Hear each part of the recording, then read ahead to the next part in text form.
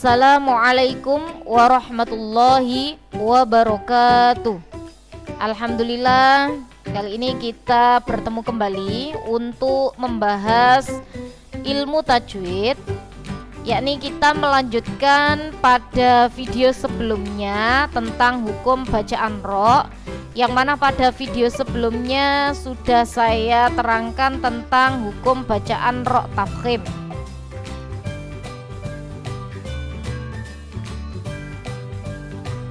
Pada video ini akan saya terangkan tentang hukum bacaan ro yang kedua, yakni ro tarkik. Tarkik artinya tipis. Berarti maksudnya adalah mengucapkan huruf dengan mulut agak mundur sedikit dan tampak agak meringis. Jadi itu cara pengucapan ro tarkik. Cara membacanya dengan cara ditipiskan karena memang sesuai dengan namanya, tarkik artinya adalah tipis.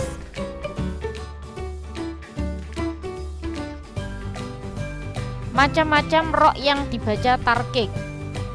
Macam-macamnya, yang pertama adalah ro berharokat kasro atau kasrotain. Kalau mengingat pada video sebelumnya tentang ro tafkhim, bahwasanya kalau ro tafkhim itu adalah ro yang berharokat fathah atau fathatain dan dhamma atau dhammatain. Berarti khusus untuk ro tarkik ini, ro yang berharokat kasro atau kasrotain itu adalah ro tarkik. Contohnya rima hukum, berarti cara membaca ro-nya tipis. Rima hukum. Contoh selanjutnya mil futurin, rinnya harokat kasrotainnya itu dibaca tipis. Mil futurin. Macam selanjutnya yakni yang kedua ro sukun jatuh setelah kasro.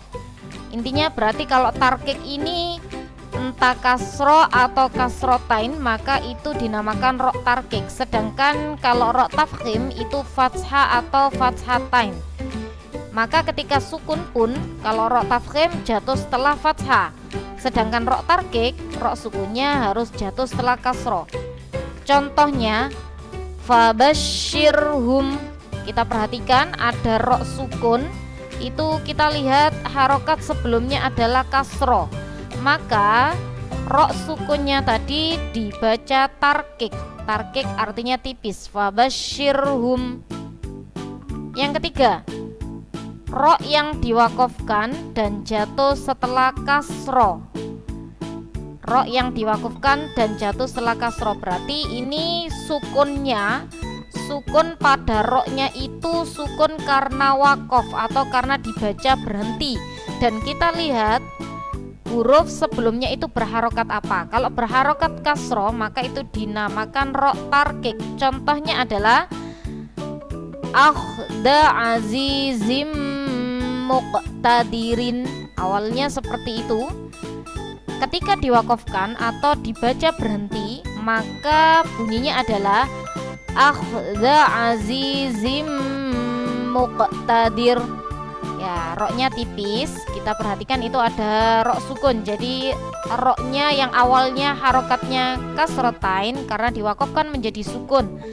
Dan harokatnya, harokat sebelumnya itu adalah kasro, maka dinamakan ro tarkik. Kemudian yang keempat adalah ro yang diwakofkan dan jatuh setelah ya sukun. Jadi untuk ro tarkik ini selain diwakofkan jatuh setelah kasro, maka ada ro yang diwakofkan dan sebelumnya ada ya sukun. Ya, berarti ro-nya ini jatuh setelah ya sukun. Contohnya adalah sami'um basirun. Ya, awalnya seperti itu. Ketika diwakofkan bunyinya menjadi sami'um basir. Ro-nya harokatnya menjadi sukun. Dan sebelum ro-nya itu ada ya sukun, maka itu dinamakan ro tarkik.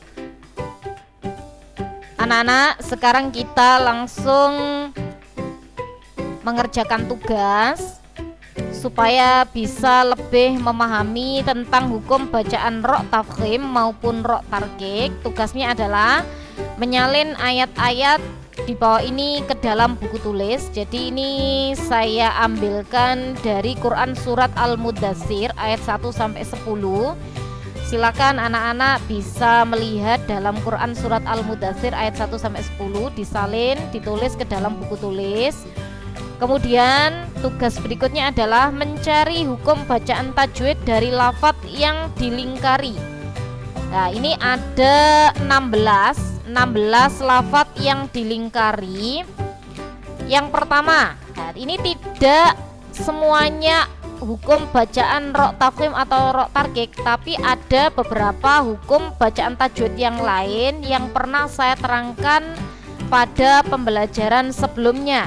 Contohnya nomor 1 ini ada mat bertemu dengan hamzah dalam lain kalimat. Ini ada tanda layarnya di atasnya, maka ini termasuk hukum bacaan apa, yang mana pada video sebelumnya pernah saya bahas. Nah, ini kemudian contoh yang kedua adalah ro, berarti ini masuk pada hukum bacaan ro tafkhim atau ro tarqiq. Jadi kalian analisa kira-kira nomor 2 ini termasuk hukum bacaan ro tafkhim atau ro tarqiq. Kalau cara menentukannya dilihat, ro-nya itu jatuh setelah harokat apa ya. Kalau setelah harokat kasroh jelas ro tarqiq, sedangkan kalau jatuh setelah harokat fathah atau dhamma itu ro tafkhim.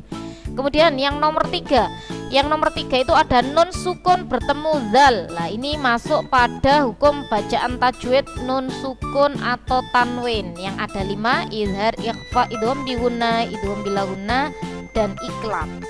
Kemudian nomor 4 ini ada ro, berarti jelas hukum bacaan ro tafkhim atau ro tarqiq. Nomor 5 sama hukum bacaan ro, 6 juga hukum bacaan ro, dan yang ketujuh ini ada huruf jim berharokat sukun di tengah-tengah kalimat, maka itu termasuk hukum bacaan apa.